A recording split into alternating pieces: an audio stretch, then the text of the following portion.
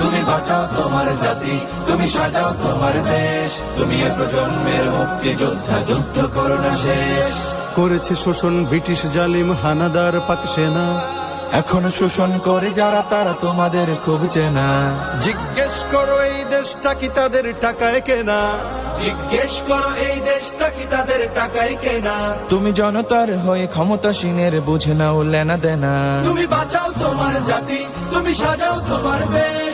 তুমি এ প্রজন্মের মুক্তি যোদ্ধা, যুদ্ধ করো না শেষ।